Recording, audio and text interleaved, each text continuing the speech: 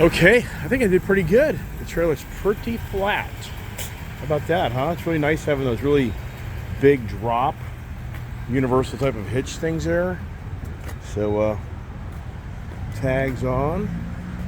Good deal. Yeah, this trailer, I thought this was such a great trailer.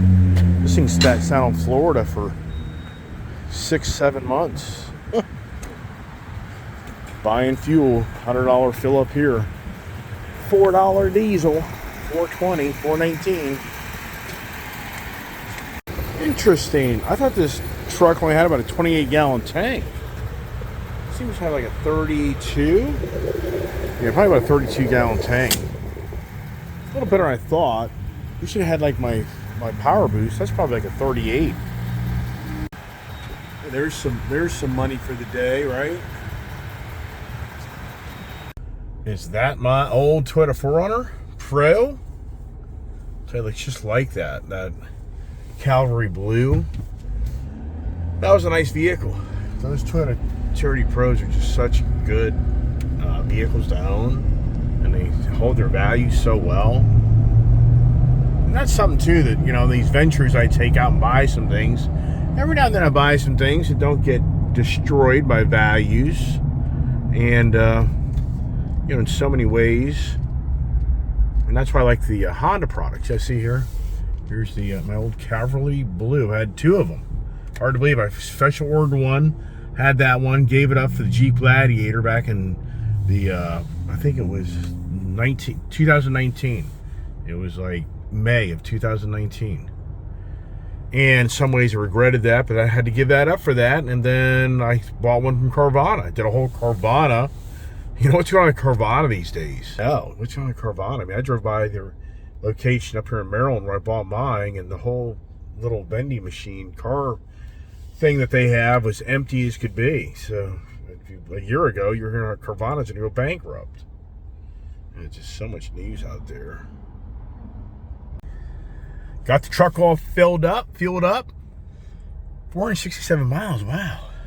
I haven't seen that thing have this good a range in a long time. But anyways, Panera, now time for me to fill me up, right? It's all about getting energized for the day. Take a trip to Tim Brook Honda in Winchester, Virginia on yet another adventure, Honda adventure that is. And I'm just not saying much. For those that kind of watch my channel, I'm sure they're probably like, come on, man. Give us a heads up of what the heck you're doing. You're just not sharing enough information. And I get all that, but I'm deliberately doing that just so you watch my videos, right? How many guys do that on YouTube channels? They just tease you all the time, and then you gotta wait for a whole nother video. Yeah. I've actually had some people reach out to me and say, you make your videos too quick. You know, you disclose too much information too quickly. You should delay all of it. I'm like, I'm just having fun, whatever. Hey, let's start charging the vehicles up here at the outlet mall. And that big wooden structure that's all the way around it over there, that is the battery towers. That's the battery packs and the generators. These charging stations have backup battery packs, and they have generators. Yeah. The diesel generators running in the background as you charge your electric car. It's classic where we are in today's world. Now, a week from now, this area be nuts. A week from today is going to be the Black Friday, you know, the big craziness of everybody going shopping for the holidays. It's hard to believe that we're literally within a month's grasp of Christmas. Wow. This will be the first time for me in many years of not celebrating holidays per se with my family. I mean, wow. Wow, what a beautiful Saturday here in the Northern Virginia area. Heading out to Winchester, Virginia. And wow, just really nice. Man, I don't know if this is a cop up here or not, but I don't think it is. I think it's a road construction guy. But anyway, just beautiful. And what is the temperature? I don't know. I think it's 50s. One nice thing about this truck is the heated seats and the massaging seats. I mean, wow, my back kind of, got my back nerve pinched or something again. So my back's kind of been bugging me. It's nothing unusual. I do so much manual labor in so many aspects, but just really nice having that nice heated seat. Yesterday at that gun show, I was talking to the owner there, Andrew, really cool guys, and I was asking him, said, so how many, weekends do you do these gun shows, events? He's like, every weekend. I'm like, every weekend? I'm like, no way. He's like, yeah. We go to a gun show every weekend. Wow. So he claims that they go from Pennsylvania to Georgia. They don't go to Florida. And he claims that the Pennsylvania and Virginia shows are their best shows. I was just like, wow. I mean, to me, you've got a lot of overhead. You got to, you're going to have at least 4 people there, I would say.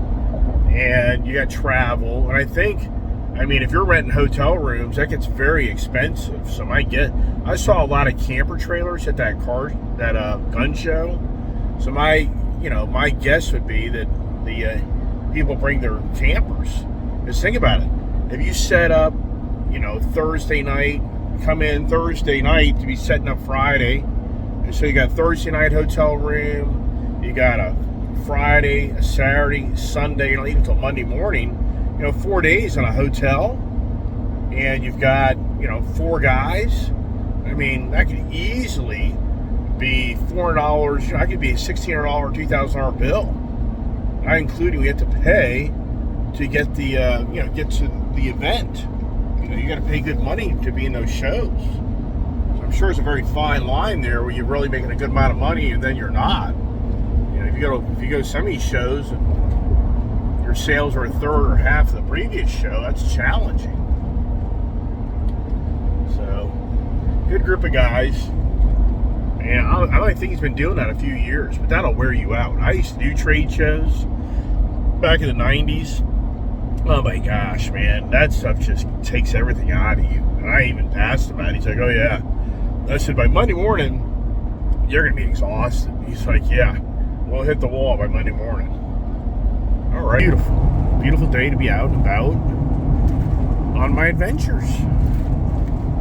Could be riding a motorcycle, but a little cool for that. You could, if I had the right setup. Now, I'm sure a lot of people are thinking, okay, what's he going out here to buy today? Now that his Indian Pursuit's being bought back, what's he going to buy? He's going to buy a Honda Goldwing? I really do want the 2024 Honda Goldwing. Just a little inside information there. Because I like the colors they have. So, does Timbrook Honda have a 2024 Honda Goldwing? Could that be what I'm doing? Because now the Indian Pursuit, that monthly obligation's going away. So, plus it'll be giving me a good chunk of money back. But with the Indian Pursuit gone, and let's just say I sold the Challenger, what would I do? What would be a good touring bike? And I even looked into, on my new CVO Harley Road Glide, I looked into getting a heated seat for it and lowers, and nothing. I know you can do a tour pack on it. That shouldn't be a big deal. But as far as a heated seat, if I had a heated seat in the CVO Road Glide, it already has heated grips, and I had lowers on it. You could have tour pack on it. There you go. But that's not available yet. It's too new. But I kind of hate converting a bike into a bike that you just need to buy the bike you want. I just don't like modifying the bikes where you're just trying to create something. Why don't you just buy the touring motorcycle in the first place? But here's the thing. In January, which isn't far away, Harley's going to do the big reveal on the new line of Harleys that are going to follow off that CVO that I have. So, there's a possibility too. That Triumph Rocket, it just so opened my eyes up to such a fun motorcycle. And I've had these V-twin, for the most part, bagger bikes now. Now, I mean, you're going on for me now, you know, a good 12 years, and I'm just to the point. It's like, man, oh, there you go. Guy copying my race truck idea, but he didn't paint the front grill and all the other stuff. But interesting, he put a hood scoop on the hood. Huh? There's an idea. Yeah, what I do with that race truck, you can buy a supercharger for it now and make it 700 horsepower. Wouldn't that be fun? I think that would be a nice project. Oh, yikes. Or, anyways, so, yeah, that Triumph, it just opened my eyes up to, it's just such a nice bike, fun bike. And, you know, do I just kind of start phasing out all these V-twin bikes? Keep a few, but just don't have it be the dominant product. I don't know. I so grew up with a Yamaha guy, you know, the rice burner guy. I mean, I never thought when I was growing up I'd ever own a Harley Davidson motorcycle. I mean, I was the Yamaha not VMAX. I was the 550 Maxim, 1982 model, with a burgundy, real deep burgundy color. That was my first real street motorcycle, a 550 Maxim Yamaha that my parents let me ride to high school. Isn't that something? Wow. Huh. I mean, they had the confidence in me to do that. Wow. Just incredible. Yeah, would I let my kid do that today? There's no way. My kid wants to ride the bike to the gym. I'm like, there's no way. The traffic around here is so bad. And just for like me the other day, if you're watching my channel, I went through a light, and I can honestly say to you, did I go through a red light? I don't think I did. I think I went through the red light as it was turning yellow to go to red. It's my only guess. I don't know. I mean, it's so weird. I was going through that intersection, and this guy comes out of nowhere and just about creams me. And he was going at very, you know, high speed. You know, he was moving very fast. He was going the speed limit of the road. Yeah, was God on my side that day? I'd have to honestly say yes. All right, that's mountain views here in a second. Okay, we're at the top of Mount Weather Mountain, is what they call this. We're the Mount Weather, you know, the weather forecasters. So here we come. Over a hill and into the Shenandoah Valley. That's the Shenandoah Mountains over there, way over.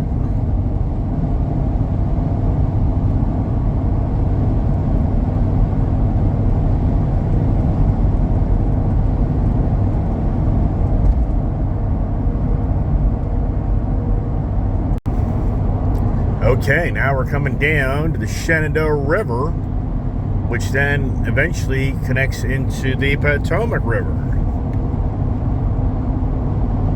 A fair amount of people out here on this Saturday, going places, doing things. And it just wasn't so long ago we were riding motorcycles down on the river banks here, watching all the people tubing because it was so hot out. But you know what? We've had such a drought in so many ways. I mean, the river is down. I mean, it's just really incredible. Still a lot of country out here in this Virginia, Northern Virginia area, but it's more now west. Berryville. Got to go over the mountain. But just incredible, the wealth factor. Whoever owns all this land, you can only imagine what it's worth.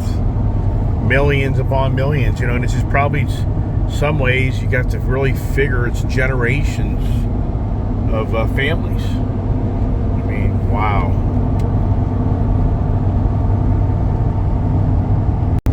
Hard to believe for me, close to 20 years ago, I just about moved out to Berryville out here. Like 18 years ago, there's a nice house up here, and the wife just didn't think it was a great idea. You know, and in hindsight, I can't disagree with her because just so far out from everything else for the lifestyle we have and me running my business, but the traffic was just getting so bad and so overwhelming in where I live. And so I was just ready to move on. And actually been a smaller piece of property. It's been a whole different lifestyle change for me. And these things just populate left and right. The houses, that is. I mean, these things just grow out of the ground. It's incredible. And those things are probably $400,000, $500,000 homes. Yeah, unbelievable. Now that Chevy truck over there, that'd have been so me back in the 80s. And now my kid, you know, in so many ways, yeah, would my kid want that? Yeah, she sure would.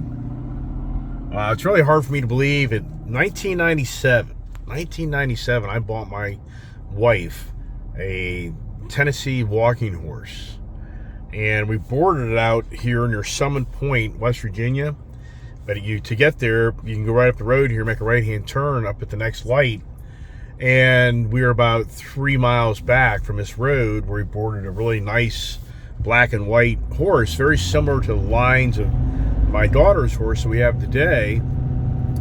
And it's just hard to believe that that was December of 1997. For my wife's Christmas gift, I bought her that Tennessee walking horse. Actually, it was the state champion, retired. So it had won many awards there down in Tennessee, I guess, or whatever area. They had all those events going on. But then the owner of the stable bought him, and then he let me buy him, and I couldn't afford to buy the horse. He let me make monthly payments. I mean, for that horse, even back then, I think that horse, I paid him like $4,000 or $4,500 for that horse. Just a beautiful horse. But this is the road right here where you take a right-hand turn. You go back about a mile, then you make another right-hand turn, and then a left-hand turn over the railroad tracks. But that road, see, there's Summit Point. Takes you over to the racetrack, raceway. I haven't been there in years. Here's the guy in the big lifted Chevy. And so anyways, you know, just for me, that's just, wow, that's close to 30 years ago. And so sad we lost that horse to colic. That was a very sad day to watch a veterinarian inject shots. They have to inject shots to put him down. And that horse didn't want to die. He was so bad. And for anybody out there who doesn't know what colic is, it's when a horse twists its internals of his stomach so he can't process his food and go to the bathroom properly anymore. And with that, you know, it's not good. These guys here, I don't know what these guys are gonna do, man. Obviously they want to race, I guess. But she ain't gonna beat this bad boy. That's for sure. But anyways, the stories, right? It's kind of ironic for today. I'm going to go buy something that in so many ways would relate to the guns. Just bought a bunch of guns. What's happening to me, right? What's happening to the Iceman? The Gunman? Yeah, what would go hand in hand with something from Honda that you would buy guns for, right? Am I kind of starting to give it away? Am I giving it away as they get closer to Tim Brick Honda? Yesterday at that gun show, it's pretty incredible. Just the one booth that I ended up going to, and I was there for a little while, those guys, just when I was there, I would say sold at least 6 guns. I'd say 8 to 10. I mean, I bought 2. I know there's a guy next to me that bought 1. That was 3. I know there's another 2 gentlemen there that bought some. That was like 5. I know there were some people there as I was getting ready to sit down. So I would say conservative, just that little time frame of me being there, 6 gun purchases, at least. I mean, wow. I wonder how many guns are sold at these gun shows. I wonder what the numbers are. And boy, you know as well as I do, if the anti-gun people probably really knew the numbers, they'd probably go nuts on how many people are buying guns. And here we is up at Honda Power Sports. And they've slowed down, so it ain't what it used to be. That's for sure. They got decent inventory. Yeah, side by side. Do I buy a side by side? Is that what's going on? Yeah, what am I doing? Right? What am I gonna do today? Okay. Here we go. Where do I park? It's always a challenge. Look at all these side by sides. Wow. Uh-oh. What do you think they pulled out for Mr. Iceman? What do you think that he's going to be able to get? But here's the thing. This place is so packed, we're going to even park the truck. Wow.